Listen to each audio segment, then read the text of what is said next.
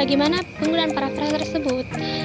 Definisi parafrasa adalah cara memasukkan pemikiran orang lain ke dalam tulisan kita tanpa menggunakan kutipan langsung. Jadi no full copy paste ya guys. Kita bisa menggunakan parafrasa untuk membuktikan atau mendukung ide yang ada di dalam tulisan kita.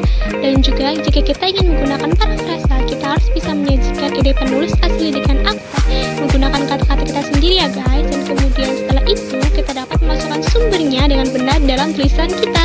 Jadi ini kita mengembangkan tulisan kita ya guys.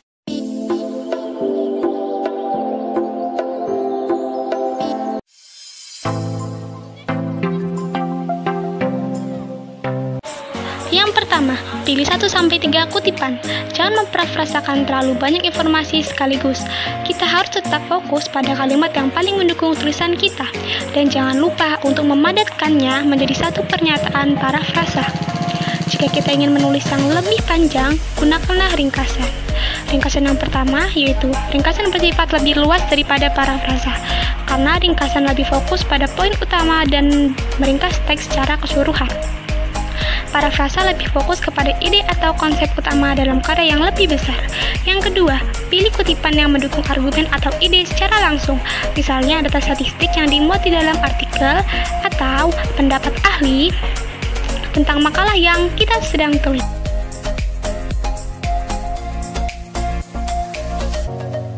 Yang kedua, buat anotasi kutipan dengan mengidentifikasi ide utama dan detail pendukung. Kita bisa menentukan apa yang disampaikan penulis seperti poin utama atau argumen utama. Setelah itu, catat bagaimana mereka mendukung ide tersebut. Apa sebenarnya arti kutipan tersebut secara keseluruhan? Yang pertama, catat secara mendetail. Cara yang sangat membantu kita untuk memahami kutipan dan memandatkan catatan ke dalam satu parafrasa. Yang kedua, misalnya, kutipan di luar harapan, pemasangan lampu lalu lintas tidak dapat mengurangi kemacetan di jalan ini. Waktu tempuh dari pusat kota ke daerah pemukiman terdekat, waktu tempuhnya adalah 38 menit. Nah, di dalam kutipan ini, ide kutipan penulis adalah lampu lalu lintas yang tidak dapat menyelesaikan masalah kemacetan. Dan detail pendukungnya adalah statistik waktu tempuh yang tidak terlalu berbeda sebelum atau sesudah pemasangan. Yang ketiga, parafrasakan kutipan jika kata-katanya tidak lebih penting daripada ide itu sendiri. Jika kita bisa mengekspresikan ide yang sama dengan kata-kata berbeda, sebaiknya gunakan parafrasa. Hal ini dapat memastikan kata-kata kita lebih banyak dan tidak perlu memasukkan terlalu banyak kutipan. Yang pertama, parafrasa merupakan ide terbaik untuk mengutip data, fakta, atau statistik. Yang kedua, kita bisa menggunakan parafrasa untuk menghindari terlalu banyak kutipan langsung yang terdapat di dalam kalimat kita. Dan parafrasa dapat memadatkan ide dalam kutipan dan mengubah bahasa menjadi bahasa orisinal. Yang ketiga, parafrasa tetap harus diberi referensi. Jika tidak, berarti kita melakukan plagiarisme atau full copy paste. Misalnya kutipan langsung pada dialog, puisi, pidato, atau frasa yang unik. Dan yang keempat, hindari parafrasa jika kutipan langsung itu penting. Kutipan langsung lebih penting jika kita membutuhkan kata-kata asli penulis untuk mempertahankan makna, otoritas yang menyatakannya, dan penyusunan kata-kata yang mengesankan. Misalnya, mengutip kata-kata Soekarno, "Beri aku 1000 orang tua, niscaya akan kucabut Semeru dari akarnya. Beri aku 10 pemuda, niscaya akan kuguncangkan dunia." Karena kata-kata aslinya sangat penting. Kata-kata asli sangat penting dibagi menjadi dua. Yang pertama, sebaiknya gunakan kutipan langsung untuk kata-kata tokoh politik, selebritas, atau penulis. Yang kedua, jika bahasa teks kita penting, kutipan langsung adalah cara yang terbaik. Kita bisa memilih untuk memparafrasakan paragraf atau kalimat panjang agar lebih ringkas dan juga padat.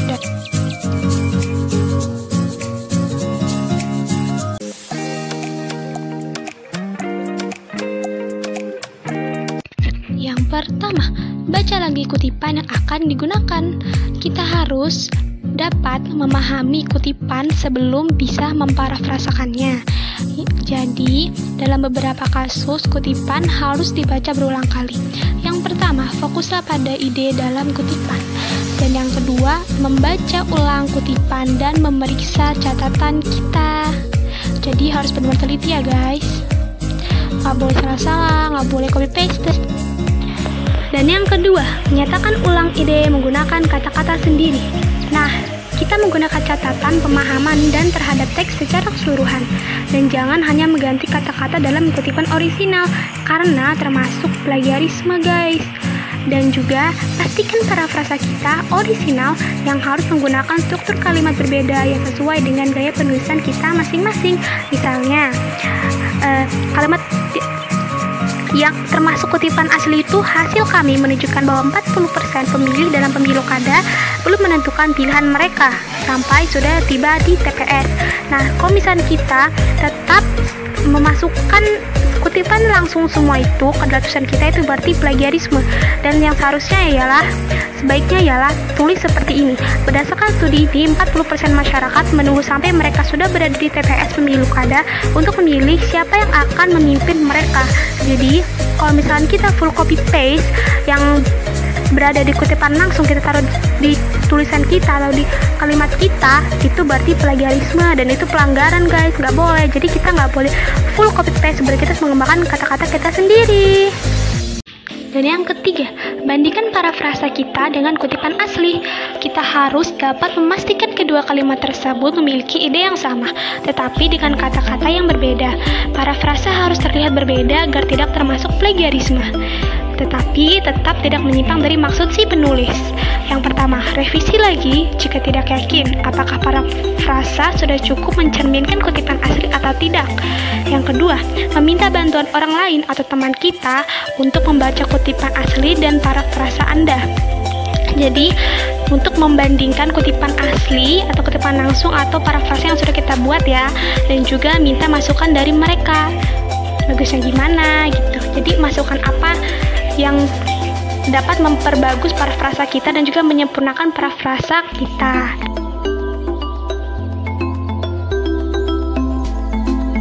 Nomor 4, pastikan parafrasa kita mencerminkan maksud si penulis. Terkadang tanpa sadar parafrasa kita keluar dari kutipan, sehingga tidak sesuai dengan maksud si penulis. Parafrasa tersebut dapat mendukung argumen kita, tetapi tidak akurat. Misalnya, penulis asli menyatakan studi kasus tentang pemilihan khusus di kota kecil tentang memperbolehkan anjing di taman kota. Di dalamnya ada kutipan, ketika kami berbicara dengan masyarakat yang memilih menentang, kami mendapati sebagian besar dari mereka tidak bermasalah atau mempermasalahkan keberadaan anjing itu sendiri. Akan tetapi, mereka tidak suka cara pendukung menekan mereka untuk mengubah peraturan taman. Nah, jika makalah kita membahas pemilihan secara umum, nah itu keliru. Jika kita menggunakan kutipan seperti ini, menurut Budiman, sebagian besar orang yang berpartisipasi dalam pemilihan lebih peduli pada kampanye daripada pemilihan itu sendiri. Nah, ini tidak merefleksikan maksud dari si penulis tersebut. Jadi seperti itu. Jadi kita harus merefleksikan maksud si penulis tersebut ya. Dan yang kelima, jangan menggunakan tanda kutip pada parafrasa. Parafrasa ditulis dengan kata-kata kita sendiri, jadi tidak perlu menggunakan tanda kutip untuk mengapitnya. Yang pertama, gunakan tanda kutip untuk mengapit kata-kata unik yang dibutuhkan untuk menyampaikan maksud si penulis asli. Misalnya, ketika mengutip frasa dari buku Freakonomics oleh Stephen J. Dubner dan Stephen Levitt, Anda harus mengapit istilah Freakonomics dalam tanda kutip. Yang pertama, periksa panduan gaya kutipan yang diinginkan di struktur. Panduan yang paling populer adalah MLA, APA, dan Chicago Style. Kita harus mengikuti panduan ketika menyertakan sumber kutipan baik berupa parafrasa dalam teks maupun halaman sumber di akhir makalah. Nah, periksa panduan tugas kita atau bicaralah dengan instruktur jika menggunakan gaya kutipan yang keliru. Mungkin saja kita tidak akan menerima nilai penuh dalam makalah kita. Jadi harus benar-benar teliti ya, jangan sampai salah. Yang kedua, gunakan tanda kurung untuk kutipan dalam teks dengan gaya MLA atau APA. Kita harus menyertakan sumber parafrasa tepat setelahnya. Masukkan informasi publikasi dalam tanda kurung setelah parafrasa. Yang pertama, jika menggunakan MLA, masukkan nama belakang penulis dalam tanda kurung. Yang kedua, untuk format APA, kita harus memasukkan nama penulis dan tahun publikasi. Yang ketiga, jika kita memasukkan nama penulis dan dalam parafrasa dengan kedua format, kita tidak boleh menyertakan namanya lagi di dalam sumber. Jadi seperti itu ya guys panduannya, jadi harus ditaati. Oke.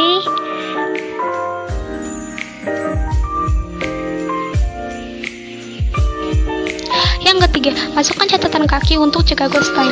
Setelah parafrasa, masukkan angka kecil di dekat tanda titik. Kemudian gunakan alat format di program prosesor kita untuk memasukkan catatan kaki di bawah halaman. Akan tetapi, masukkan semua informasi publikasi dari halaman bibliografi. Tetapi tulis nama depan penulis lebih dahulu, diikuti dengan nama belakang. Dan yang keempat, buatlah halaman karya yang dikutip, referensi atau bibliografi. Kita harus mempersiapkan sumber kutipan sesuai gaya yang ditentukan. Tiap sumber memiliki format tersendiri untuk mencatat informasi penulis, judul, dan penerbit. Yang ke-1, halaman karya yang dikutip untuk gaya MLA. Kedua, halaman referensi untuk APA. Ketiga, dalam membuat Chicago Style, kita harus membuat bibliografi. Jadi seperti itu panduannya, jadi kita harus mengikutinya. Thank you for watching guys. I hope you enjoy this video. So, share sekarang juga video ini agar video ini bisa menjadi video edukasi dan pembelajaran bagi kita semua yang belum tahu apa itu parafrasa. Assalamualaikum.